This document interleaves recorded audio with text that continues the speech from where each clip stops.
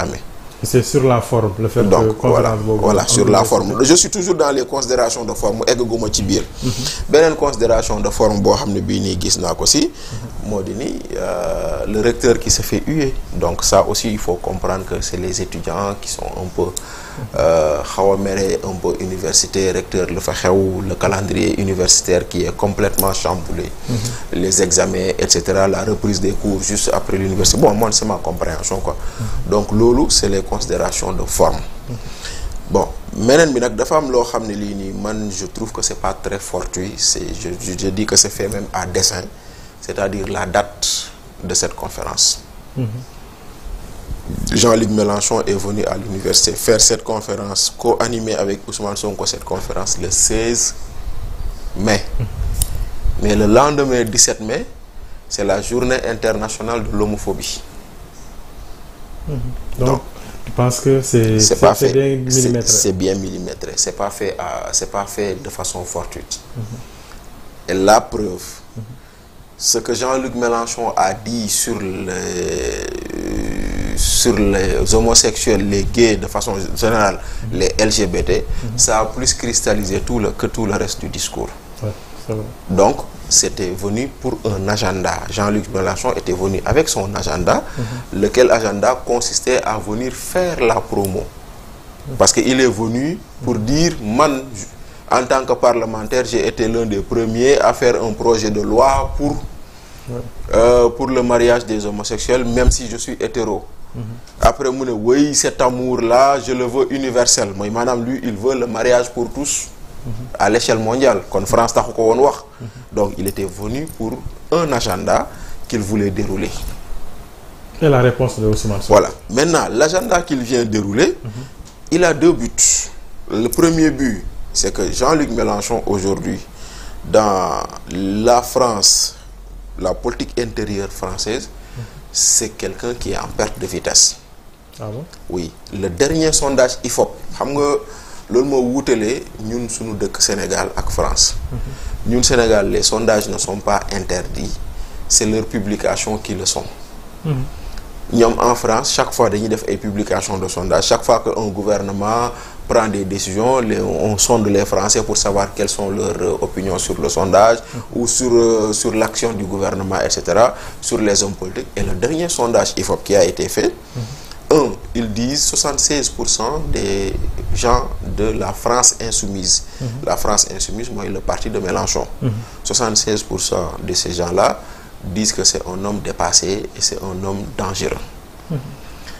Après, nous avons 66% des sympathisants de gauche, parce que Jean-Luc Mélenchon, c'est un homme de gauche. 66% des sympathisants de gauche disent que même warul nekk le prochain candidat à l'élection présidentielle. Donc en termes d'opinion d'intention de vote il est contesté. Ouais, il est très bas dans les sondages. Donc quelque part en venant au Sénégal avec ce parti PASTEF qui arrive au pouvoir qui devient une attraction pour beaucoup de pays et tout en venant au pouvoir rendre ses visites on essaie de redorer son image. Donc loolu mooy benn bii nga xam ne pour man c'est un objectif interne. dégg nañu tamit ay explications mu ne dafa ñëw pour jàng comment le PASTEF malgré tout le contexte qui était un peu négatif comment le PASTEF a pu aujourd'hui arriver à la magistrature suprême. man dafa ñëw pour jàng pour voir comment. peut-être moom mu mën a jàng lu bari loolu. waaw mais xam nga mën a dérouler ko en France. tout à fait xam nga loolu noonu c'est la cosmétique qu'on nous sert mais encore une fois l'agenda gay moo ko fi indi. donc dafa ñëw pour jàng looy jàng Pastef looy jàng ci Pastef c'est un parti qui est arrivé au pouvoir parce que les Sénégalais ont voté pour lui. donc moom s'il veut accéder au pouvoir c'est pas Pastef mooy tax Sénégalais français yi voté ko moom lu muy liggéey France mooy tax ñu votel ko. donc mais bon da ngay xam ne rek loolu rek c'est de la poudre aux yeux qu'on nous sert pour masquer le véritable enjeu. Donc l'agenda gay moo ko fi indi il faut pas se voiler la face loolu la ñu wax parce que il est venu le lendemain la journée internationale tout le monde en parle et d'ailleurs beneen bi boo seetloo cet agenda gay c'est essayer de poser ce débat dans des pays réfractaires à ce type de débat et ñun Sénégal si tel est le cas donc Ousmane Sonko am na ci pas de responsabilité. Mais bien sûr, Ousmane Sonko lui a tendu la perche dans cette affaire. Parce que bon, pour moi, je ne trouve pas nécessaire d'ouvrir ce débat-là. Et quand bien même après Ousmane Sonko, il ouvre de ce débat, ça ne colle pas à la réalité de ce pays. Il faut que je d'accord avec mon touti. Moi, quand il dit que voilà, nous ne sommes pas, nous sommes tolérants, oui, nous le sommes. Nous le sommes sur un point. Mais quand même, l'homosexualité est réprimée dans ce pays par les lois. On n'a pas dit expressément homosexualité, mais sous nous, article 319 Code pénal, ça parle d'actes contre nature. Donc nous, l'homosexualité est rangée dans la catégorie actes contre nature. Donc, donc la peine de prison va jusqu'à 5 ans, etc. Donc, non. Ça, c'est un. Maintenant, si tu revisites l'histoire de ce pays aussi, bon, tu vas voir des actes qui montrent de l'intolérance vis-à-vis des homosexuels dans ce pays. Pas plus longtemps à Kaolack, on a déterré quelqu'un parce que il a été enterré en catimini dans des cimetières pour l'incinérer. Donc ça, c'est pas un acte de tolérance, ça, c'est de l'intolérance, il faut le dire. Lors de la dernière biennale de Dakar, et on a vu un Américain qui circulait vers le marché Kermel, que les gens ont vu avec des positions en pensant que c'était un efféminé, il s'est fait lyncher. Donc, tolérance, c'est très relatif. Il faut le relativiser. Bon, la tolérance voudrait que, bon, par exemple, quand tu vois, quand tu soupçonnes quelqu'un d'être homo, ça y est, mais s'il le fait dans l'espace public, tu vois, il n'y a pas de tolérance. Donc, maintenant, nous avons un truc. Bon, maintenant, après, je me dis que la réponse que Ousmane Sonko a servi à Jean-Luc Mélenchon quand il a fait sa promotion des homos, c'est une réponse à la même chose que Macky Sall nous avait servi sur la même question. Sauf que, c'est là où on dit un grand mais, sauf que quand Macky Sall nous avait servi cette réponse, lui, Ousmane Sonko et ceux qui sont aujourd'hui au pouvoir avaient dit que Macky Lumu tontu dafa noy.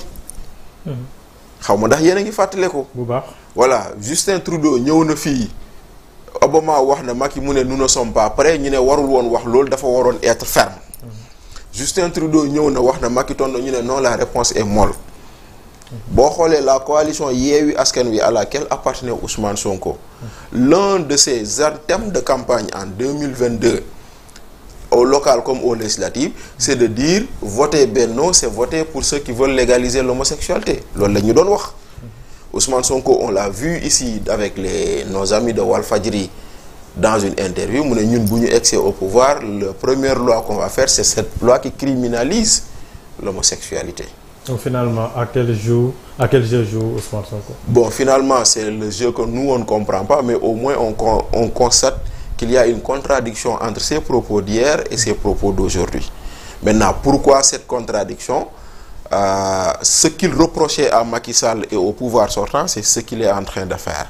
Donc maintenant, lui, qu'est-ce qu'il joue, qu'est-ce qu'il cherche? Parce que aussi, il faut le comprendre et il faut, moi, j'accepte ça. C'est bien nous côté moi. Celui qui est au pouvoir, la réalité du pouvoir est tout autre. Il a toujours voulu nier la réalité du pouvoir, mais Ousmane Sonko, aujourd'hui, sur plein de choses, il est rattrapé par la réalité du pouvoir. Donc, on parlera de la baisse des denrées, ce qu'il a dit, il est rattrapé par la réalité du pouvoir. Les inondations rattrapées par la réalité du pouvoir. Lui-même, quand il parle de financement à l'aide internationale conditionnée sur des choses là, oui, c'est vrai. Parce qu'aujourd'hui, il faut pas le nier. Le monde là, c'est un monde de lobby. Donc, Ousmane Sonko a fermé une porte au vitamine fenêtre. Oui, il a fermé une porte tout en ouvrant une fenêtre.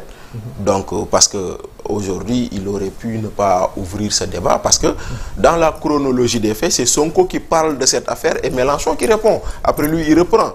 Donc, il n'aurait pas dû ouvrir cette porte. Il n'aurait pas dû ouvrir ce débat-là. Donc, tout le reste de cette conférence, c'est du classique qui est connu. C'est la rhétorique classique de ces gens de gauche, néocolonialisme, termes de rechange, disons, contrat inégaux qu'il faut revoir, base militaire française qu'il faut enlever. Donc, tout le reste, c'est du classique. Non. Voilà. Donc, la régie si on peut avoir le retour image yi. voilà dinañu mën a jàppale ci.